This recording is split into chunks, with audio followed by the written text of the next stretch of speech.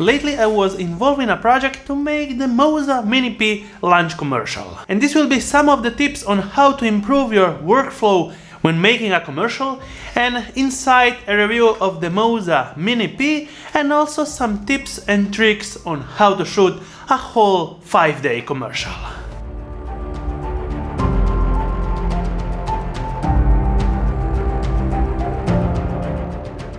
And if you want to check out the finished commercial, it will be straight down on the first link in the description, or it will pop up right now on this corner. Let's go first on an actual idea. I wanted to have two main actors, younger looking, at around 20 to 25 years, with a fast pace in it.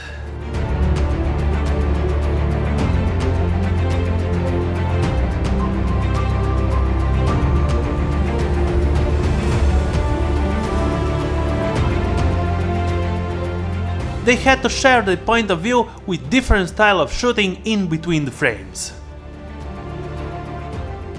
When you plan a shoot for multiple days, make sure that you have a great organization between your shooters, your camera A, B or C, and actually to manage all of that with the actors actually showing right on spot and on time, so you don't lose time waiting for the camera setup, actually waiting for the actors.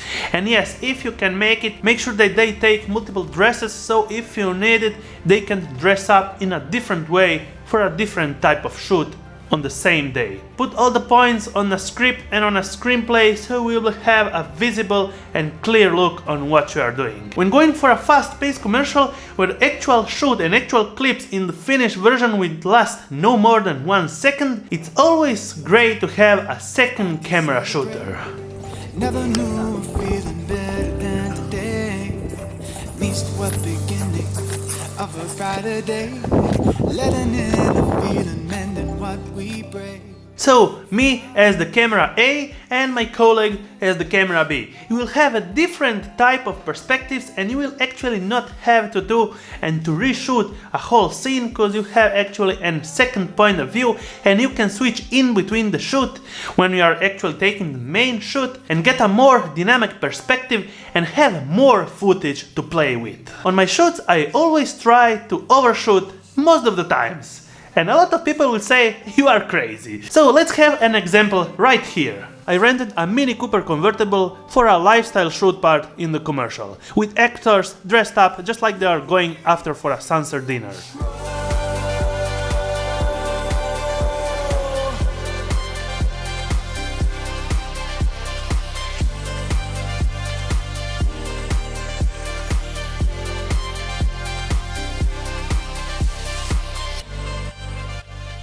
We lost the whole afternoon shooting for the part. And then in the whole commercial we'll just have 5 to 7 seconds for the whole shoot. And these 7 seconds in the whole commercial will actually scale up the value of the actual shots. So let's go to the shot and count all the takes that I made for that just 7 seconds. A couple of wide shots repeated for the car passing, then a close circle on the car passing. Actual shoot with the iPhone 11 Pro inside the car, a couple of times, let's say 3. Any of that scene didn't get it on commercial because I didn't have the feel that would fit after the edit, so I completely deleted these scenes. Inside of the car shoot with me and my colleague sitting on the small back seats of the Mini Cooper with 2 gimbals. And another shoot from my car with the boot open and my second camera operator filming them in front.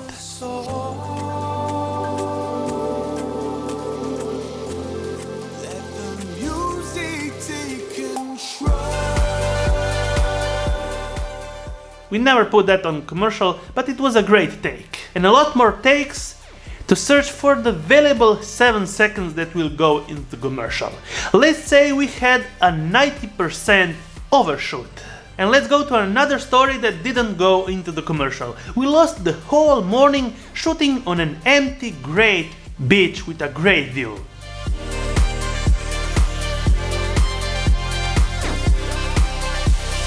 And let's enjoy another complete deleted FPV mode scene shot completely with the MiniP and iPhone 11 Pro.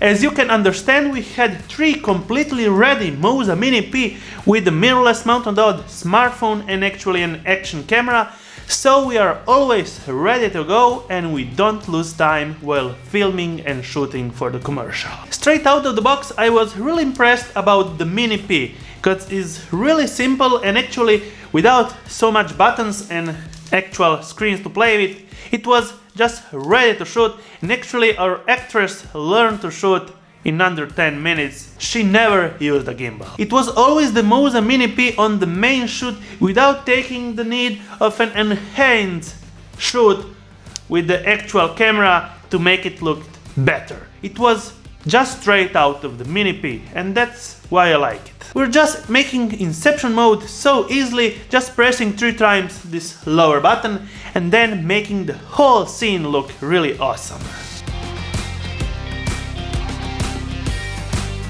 The Moza MiniP also get the L vertical mode for that vertical shooting experience, and we were really pleased because we didn't lose so much time to actually flip it over and continue the shoot. It came out really great. All the time I was carrying all the 3 MiniPs in my backpack with my Moza Aircross 2 and all other gear.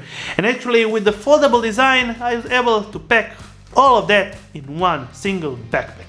Yes, I was just throwing them inside without much of a care, and actually they survived with that any scratch. And by pressing 2 times the actual left button, you will enter FPV mode and you will get a yellow to blue sign that you are in FPV mode, and I really love that shots with the iPhone 11 that we were able to take.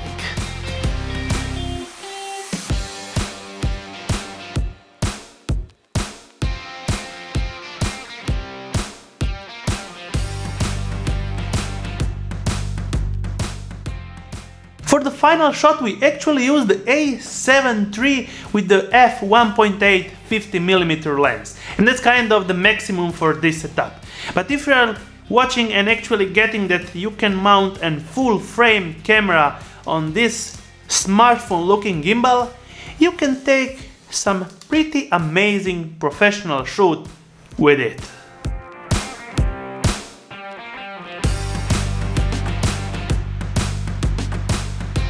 We actually never had to take second fake takes and then repeat them a couple of times to get the perfect shot. We were always taking all the shots with the MiniP and filming also in FPV mode with the Sony A7 III and the 1.8 50mm mounted on top. And we were actually pretty pleased we get all the shots really smooth.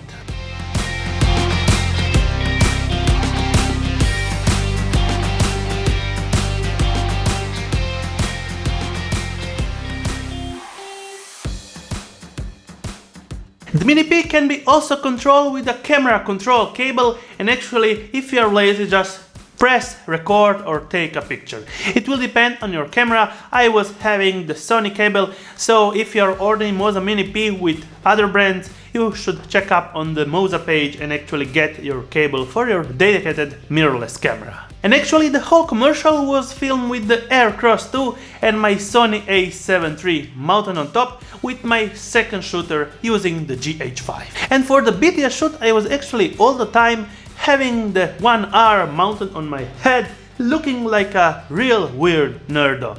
But I took some really great BTS shots. I'm planning a lot more content and BTS shots just like this, so you can learn more about the process of filmmaking and what it takes to make a whole dedicated commercial that lasts just 1 minute and 45 seconds. I hope you like it and learn some from it. Thumbs up if you liked it, subscribe with the bearing icon to get notified every time I make a new video, and see you on my next one.